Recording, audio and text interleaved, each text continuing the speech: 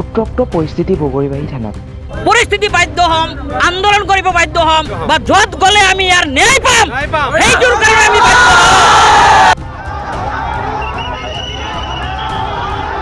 এজন যুৱকে সামাজিক মাধ্যমত ইছলামৰ বিৰুদ্ধে অশ্লীল মন্তব্য কৰাক লৈ যুৱকৰ বিৰুদ্ধে প্ৰতিবাদ। উত্তেজিত জনতাই ঘেৰাও কৰিলে বগৰীবাৰী থানাত।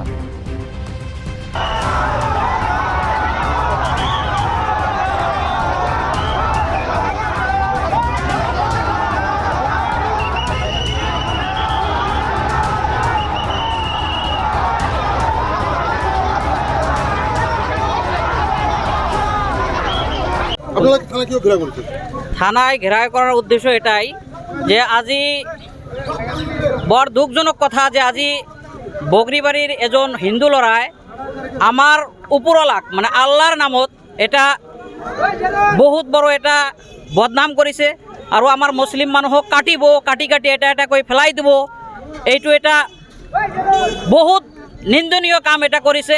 এর জন্য আমি থানাও ঘেরাও করেছোঁ যে ওসি স্যারেক আমি দাবি জনাইছোঁ যে 10 মিনিট বা 2 ঘণ্টার ভিতরে যদি সেই আসামিজনক যদি গ্রেপ্তার নকরে তেনেহলে আমি সমস্ত সংখ্যালঘু রাইজে আমি প্রতিবাদ করিবৰ কাৰণে বাধ্য হৈ যাম। ল'ৰাজনৰ নাম আমি শুনা মতে নাৰায়ণ পাল তাৰ দেউতাকৰ নাম আৰু নিমন বুলি আমি শুনা পাইছোঁ আৰু শুনা মতে নিমন তাৰ দেউতাকৰ নাম নাৰায়ণ পাল বগৰীবাৰীৰ ল'ৰা হয়। কালীবাৰী মন্দিৰৰ ওচৰতে তাৰ ঘৰ। ঘটনাটো আমি আগতো একো হোৱা নাই, সি মানে দম দিছে আৰু মুছলমান মানুহক তাতে ফেচবুকত দম দিছে, দি মানে ভিডিঅ' কৰি কেনে সি ভাইৰেল কৰিছে।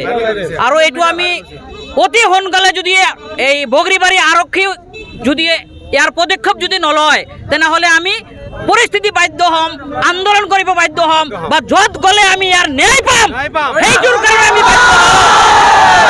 আৰু ইয়াৰ দ্বাৰা আমি সকোৱাই দিছোঁ, এইটোৰ দ্বাৰা আমি সকোৱাই দিছোঁ যে নেক্সট টাইমত যাতে মুছলিমৰ বিৰুদ্ধে যাতে কোনো বাঙালী বা যিকোনো জাতিয়ে যাতে এনেধৰণে কোনো মন্তব্য কৰিব নাপায়, ইয়াৰ কাৰণে আমি সকলোকে সকীয়াই আনি দিছোঁ। এইটো নিউজৰ পৰা আপোনালোকৰ নিউজৰ দ্বাৰাই আমি সকলোকে সকীয়াই আনি দিছোঁ।